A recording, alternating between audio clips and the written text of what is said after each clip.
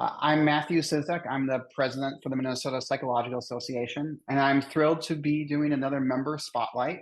And today we have the wonderful honor to speak with Dr. G. Zachariah White for our member spotlight. So I'd like to start out by just hearing a bit about yourself, Zach. Hi. It's an honor to be here and included in the spotlight. I am currently the MPA president-elect. It started in January. And about myself, professionally, I'm a psychologist in private practice that I started in about 2011. I focus on sexual health and gender identity concerns. And so I like to say that I help people have a better time. What else? Academically, some people find it interesting that I, in college, majored in computer science, mathematics, and theater, 3 majors. And then I went on to do a Master of Fine Arts in acting when I lived out in Boston and worked for a software company for 4 years after that, programming the behaviors of 3D interactive animated characters. I would like to know some more about, you shared a bit about your past and how you got here. Who are some of your mentors in psychology and maybe how they influenced you? Yeah. So I would say reading Carl Rogers' books, like On Being a Person, really inspired me to get into the field. I thought if I could be like him, that would be a really wonderful thing. And then in getting into the field, some of my professors and people I've met along the way, colleagues, have been inspiring to me. Phyllis Solon, Dr. Phyllis Solon is one of those. I really appreciate her dedication to compassion and the way that she lives that out, and how that shows up in how she speaks about people and with people. And I try to emulate that and learn from that as much as I can. And she also has a focus on, issues of race as a white person. I've learned a lot from her about that, and that's inspired some of my work. And then Dr. Bravada Garrett Akinsanya is another mentor of mine. I'm involved with MPA because she was so enthusiastic to have me included, and that energy continues to energize my involvement with MPA, especially with the diversity committee over the past 13, 14 years. I'd like to hear some more maybe about, we have a lot of students and early career psychologists, and what kind of advice might you give them as they enter the field or pursuing a career in psychology?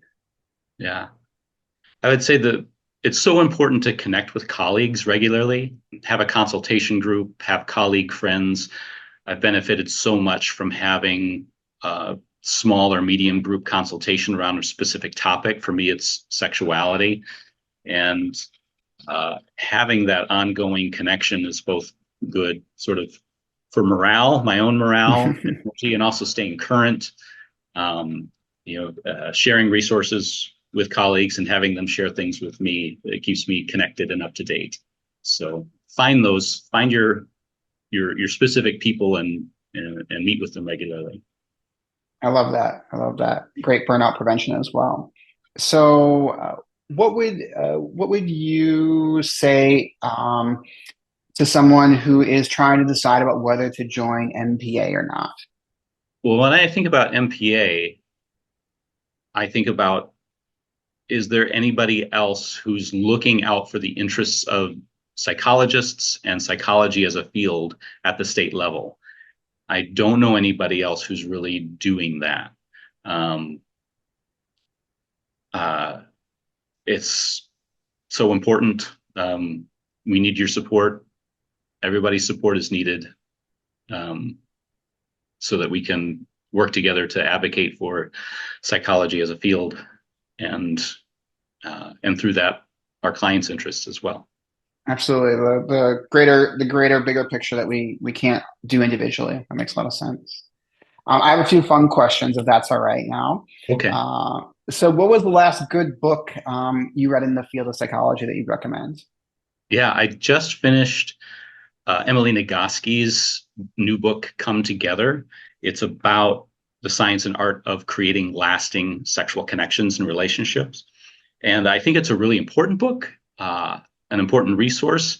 It really it gives a lot of permission to like what you like and to not like what you don't. And it shifts the focus from having the right kind of desire and onto focusing on what's pleasurable and how to make pleasure more accessible. And I think she does that in a real accessible way and inclusive way. So I really appreciate her work and recommend it. Is that more geared for psychologists or for clients? Something you'd recommend for a client or more for a professional? Both. It's aimed toward the general public, but I think Mhm. any psychologist would find benefit in it in helping their clients. Great. So the last question I had is when you're not working, how do you like to spend your free time? So I do a lot of things that involve play and performance. So for a good number of years, I've been engaged in the improv community, doing improv jams for people to get together. And it's basically adults playing make believe and doing that in front of other people. It's so much fun. And the huge improv theater community, particularly, has a really warm, welcoming culture that takes care of the people who show up. And then I do some dance. There's a dance studio where I get to do some chair dance. Minneapolis, St. Paul has a really vibrant burlesque community that's really body positive and feminist and in nature. And it's a lovely place to get together and support each other and do fun and playful things with our bodies. I love it. I love it. Thank you so much for taking time to share more about yourself. And I'm sure everyone will look forward to this next year as you move into the presidency and they'll get to know you even better. Okay. Thanks, Matthew. It's good to talk with you.